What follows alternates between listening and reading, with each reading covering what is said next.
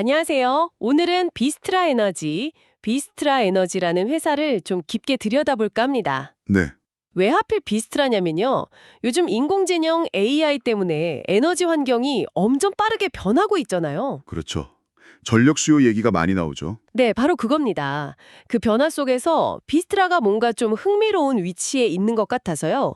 과연 이게 기회일지 아니면 위험이 더 클지 오늘 한번 제대로 파헤쳐 보겠습니다. 네, 흥미로운 주제입니다. 비스트라가 정확히 뭘 하는 회사인지, 또 AI랑 데이터 센터 붐하고는 어떻게 연결되는지, 성장 요인은 뭐고 또 위험 요인은 뭔지 하나하나 짚어볼게요. 좋습니다.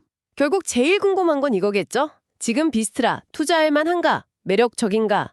자, 바로 시작해보죠. 우선 비스트라 에너지가 어떤 회사인지 기본적인 것부터 좀 알아볼까요? 네네, 텍사스 어빙에 본사가 있고요. 미국에서 아주 큰 전력 생산 업체 중 하나예요. 그렇죠. 규모가 상당하죠. 무려 18개 주랑 워싱턴 DC까지 한 500만 고객한테 전력을 공급한다니까요. 주거용, 상업용, 산업용 다 합쳐서요. 네, 발전 용량만 해도 거의 4만 1000메가와트. 어마어마하죠. 미국 내 경쟁 발전 사업자 중에서는 제일 크다고 보면 됩니다. 와, 정말 크네요. 근데 여기서 진짜 재밌는 건 얘네가 가진 에너지원이 되게 다양하다는 거예요. 아, 에너지 믹스 말씀이시죠? 네, 맞아요. 제일 큰 건 역시 천연가스. 한 59% 정도. 발전 용량 기준으로요. 가스 비중이 높군요. 근데 가스만 있는 게 아니에요. 원자력도 꽤 커요. 전체 한 16%. 이게 미국 전체에서 두 번째로 큰 원자력 설비 규모거든요. 오, 원자력이요? 그건 좀 의외네요. 네, 그렇죠. 그리고 아직 돌리는 석탄 발전소도 좀 있고요. 한 21%.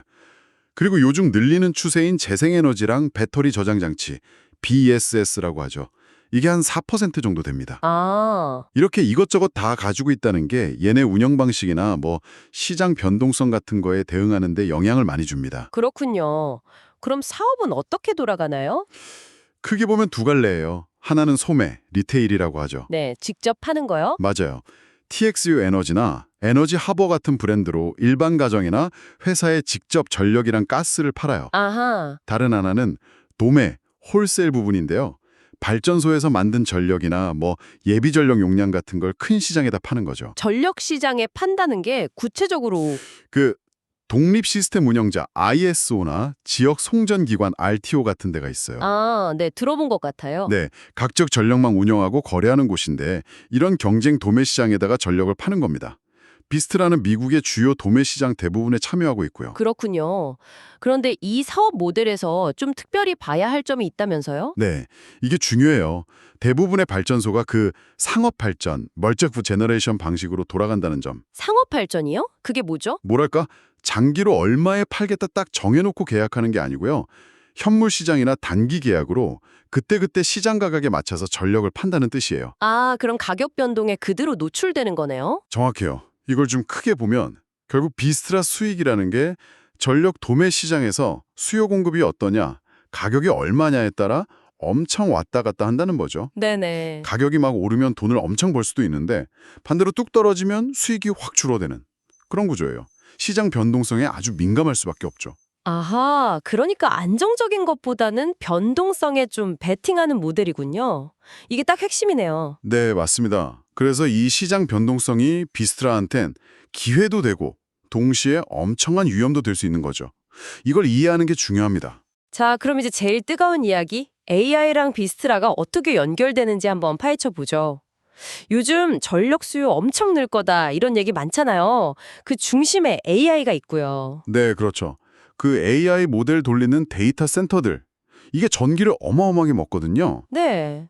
아마존, 마이크로소프트, 구글 같은 회사들이 데이터 센터 짓는다고 막 투자하고 있다는 얘기는 다들 아실 거예요? 네, 뉴스에 많이 나오죠. 이런 거 보면 앞으로 전력 수요가 얼마나 늘어날지 좀 감이 오죠? 근데 AI 데이터 센터 말고도 다른 요인들도 있다면서요? 아, 네, 맞아요.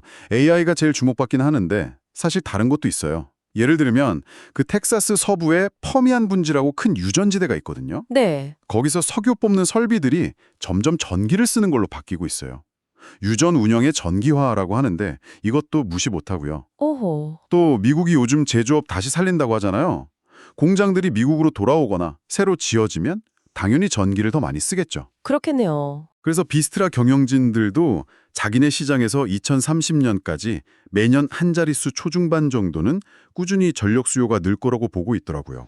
수요가 늘 것 같으니까 비스트라도 가만히 있지는 않겠죠. 뭔가 준비하는 게 있나요? 네, 발빠르게 움직이고 있어요.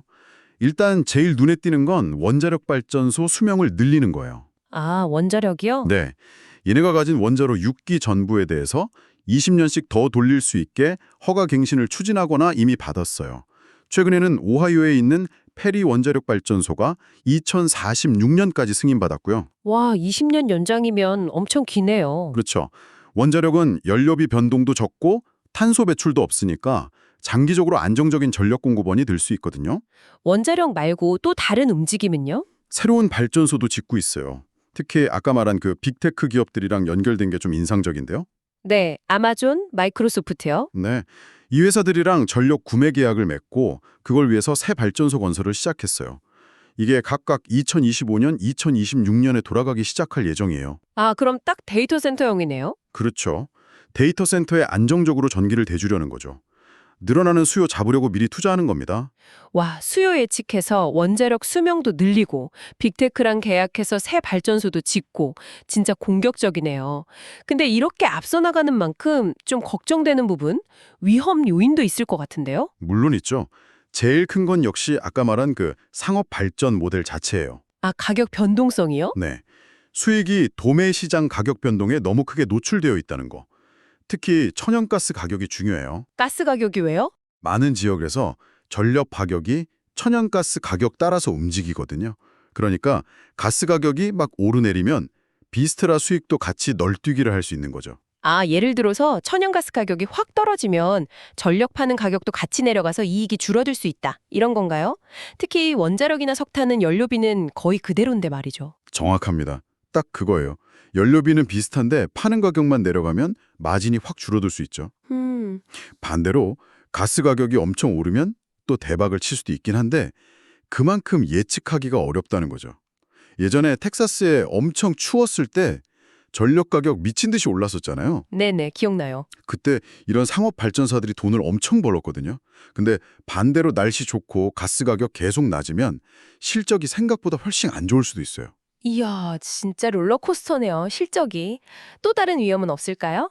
또 하나 중요한 게 과연 진짜 예상대로 전력 수요가 계속 그렇게 가파르게 늘어날 거냐 하는 문제죠. 아, 수요 예측 자체의 불확실성? 네, 예를 들어서 AI 기술이 막 엄청 발전해서 전기를 훨씬 덜 먹게 될 수도 있잖아요. 효율성이 갑자기 좋아진다거나 그럴 수도 있겠네요. 아니면 뭐 경기가 안 좋아지거나 해서 데이터 센터 짓는 속도가 생각보다 느려질 수도 있고요. 만약에 이 AI발 수요 증가가 기대에 못 미치시면 시장 가격에 의존하는 비스트라 실적에는 바로 타격이 오겠죠. 수요 예측만 믿고 투자했는데 그게 과잉 투자가 될 수도 있는 위험이 있는 거예요. 확실히 미래 예측이라는 게 늘 불확실하죠. 특히 기술이나 경제는 더 그렇고요. 자, 그럼 이제 투자자분들이 제일 궁금해하실 주식 이야기로 넘어가 보죠. 비스트라 주가 최근에 엄청 올랐다고요? 네, 장난 아니었어요. 비스트라 티커 VST인데요. 지난 1년 동안 무려 78%나 올랐어요. 78%요? 와. 네, 시장 기대감이 얼마나 큰지 딱 보여주는 거죠. 근데 이렇게 주가가 확 오르니까 자연스럽게 이게 너무 비싼 거 아니냐, 밸류에이션 논란이 따라오죠. 지금 주가 수준은 어느 정도인데요? 현재 주가가 2025년 예상 주당 순이익 EPS 기준으로 봤을 때 34.5배 수준이에요. 이건 비일반 회계 기준이라고 해서 좀 특별한 항목 빼고 핵심 이익만 본 건데도 34.5배면 꽤 높은 편이죠. 34.5배면 확실히 싸다고는 못하겠네요. 이렇게 높은 평가를 받는 건 역시 그 AI 기대감 때문이겠죠. 네, 그렇죠. 시장이 앞으로 비스트라 엄청 성장할 거다 이렇게 보고 있다는 거죠. AI랑 데이터 센터 때문에 전력 수요 폭발하면 비스트라가 제일 수혜 볼 거다. 이런 기대감이 아주 강하게 반영된 거예요. 네. 실제로 전문가들 이익 전망치도 엄청 높아요. 2026년에는 EPS가 올해보다 57%나 늘어서 8.87달러, 2027년에는 거기서 또 17%더 늘어서 10.35달러까지 갈 거라고 보거든요. 와, 성장률 전망이 엄청나네요. 네, 이런 이익 성장 전망이 있으니까 지금의 높은 주가도 어느 정도는 설명이 되는 거죠. 성장 전망은 정말 인상적인데, 근데 또 너무 높게 평가받고 있으면 그만큼 부담도 크잖아요. 실적이 기대만큼 안 나오면 어떡하나 하는. 맞아요. 현재 주가는 이미 미래의 좋은 시나리오를 상당히 많이 반영하고 있다고 봐야 해요. 만약에 앞으로 실적이 시장 기대치보다 조금이라도 안 좋거나 아니면 아까 말했던 위험들, 가스 가격이 갑자기 떨어진다거나 수요 증가가 생각보다 더디다거나 이런 게 현실이 되면 주가가 좀 조정을 받을 수도 있겠죠.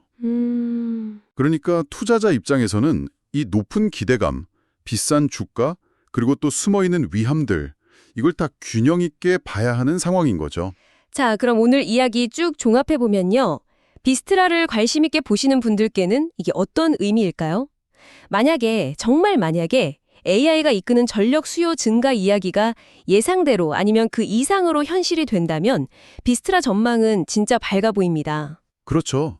수요가 늘면 도매 가격도 오를 가능성이 크니까요. 네, 그럼 상업 발전 위주인 비스트라한테는 완전 호재죠. 수요 증가, 가격 상승, 이 두 마리 토끼를 다 잡을 수도 있는 거고요. 잠재력은 분명히 있어 보입니다. 하지만 동시에 아까 계속 강조하셨던 그 상업 발전 모델의 변동성, 이걸 절대 잊으면 안 되겠죠? 네, 그게 핵심 위험이죠. 가스 가격이나 수요 변화에 따라서 실적이 크게 흔들릴 수 있다는 거 늘 염두에 둬야 하고요. 그리고 현재 주가가 이미 좀 높다는 점. 미래 성장에 대해 기대가 많이 반영돼 있으니 앞으로 실적이 계속 시장 기대를 맞춰줄 수 있을지 아주 꼼꼼하게 지켜봐야겠네요. 네, 맞습니다. 자, 오늘 비스트라 에너지에 대해 정말 깊이 한번 파봤습니다.